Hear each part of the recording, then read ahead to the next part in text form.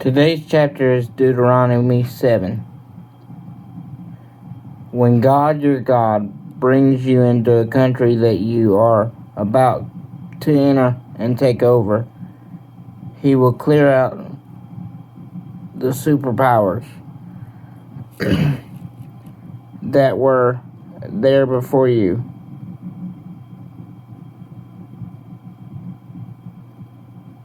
The Hittite and Girgashite and Amorite and Canaanite and Perizzite and Hivite and Jebusite. Those 7 nations are the biggest and strongest than you are.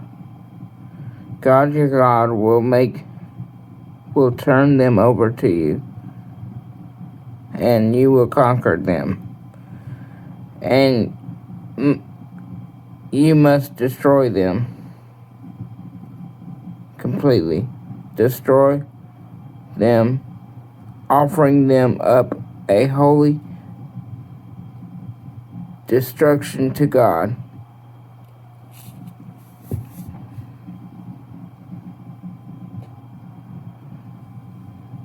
Don't make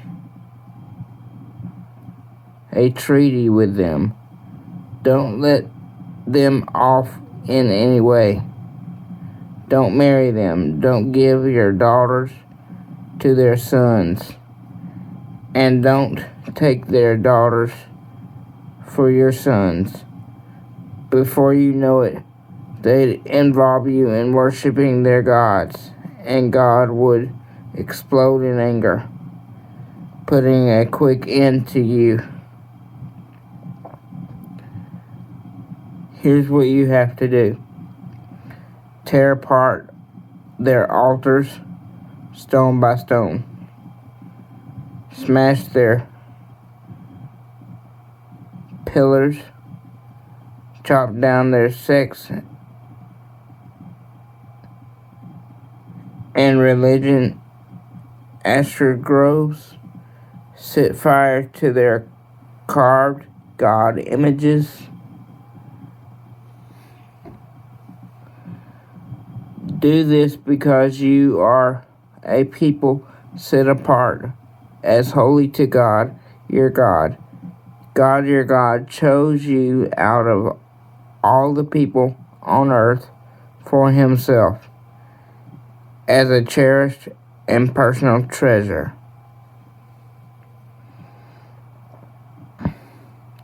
God wasn't attracted to you and didn't choose you because you were big and important. The fact is, there was almost nothing to you. He did it out of sheer love, keeping the promise He made to your ancestors. God stepped in and mightily brought you back out of the world of slavery, freed you from the iron grip of Pharaoh, king of Egypt. Know this, God your God is good indeed, a God you can depend upon. He keeps His covenant of loyal love with those who love Him and observe His commandments for 1,000 generations. But He also pays back those who hate Him, pays them with the wages of death. He isn't slow to pay them off.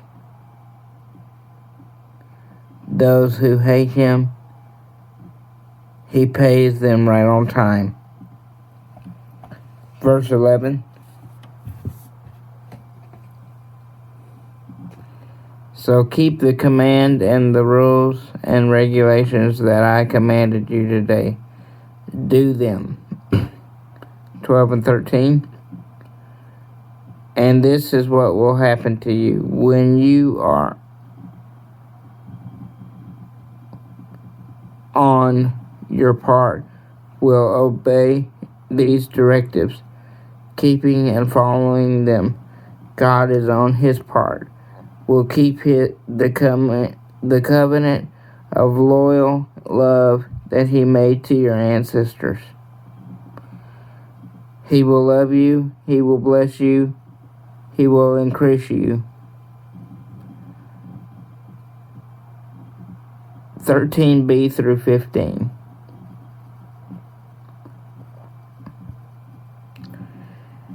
He will bless the babies from your womb, and the harvest of your grain, new wine and oil from your fields. He'll bless the calves from your herds, the lambs from your flocks, in the country he promised your ancestors that he'd give you. He'll be blessed beyond all other peoples. No sturdy or bombardness in you or your animals. God will get rid of all sickness and all evil afflictions you experienced in Egypt. He'll put not on you, but on those who hate you. Verse 16.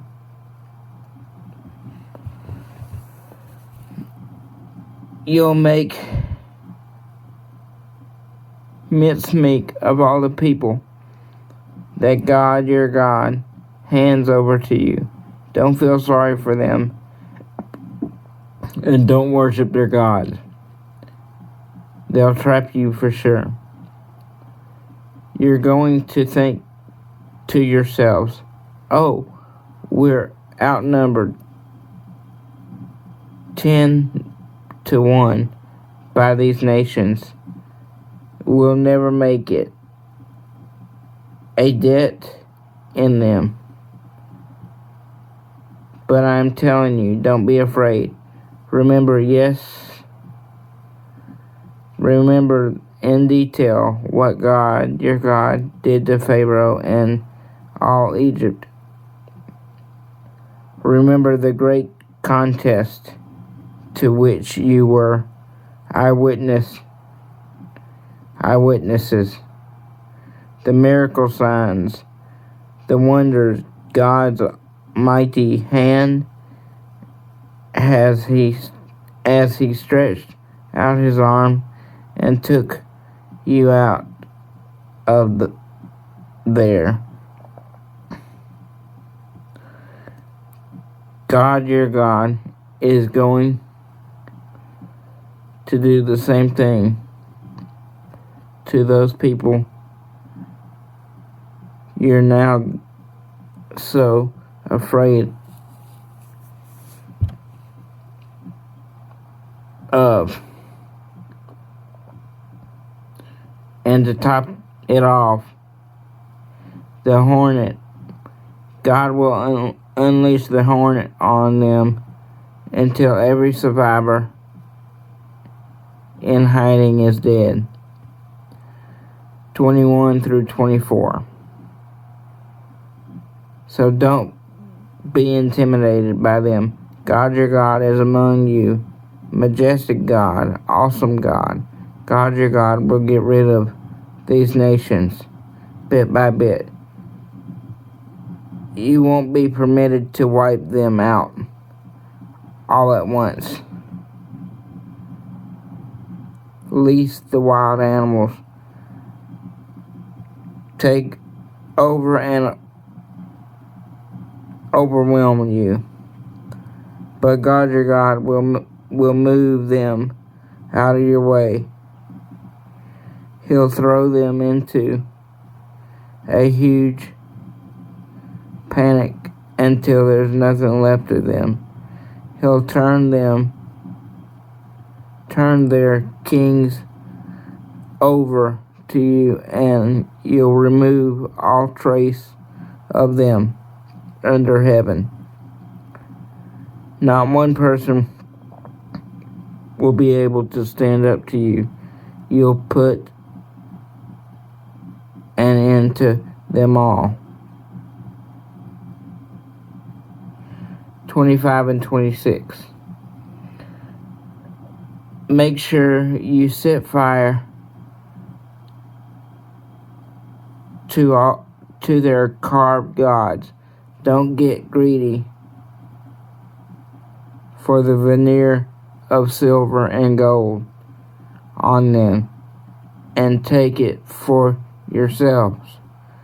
You'll get trapped by it for sure. God hates it. It's an abomination to God, your God, and don't dare bring one of those abominations home, or you'll end up just like it,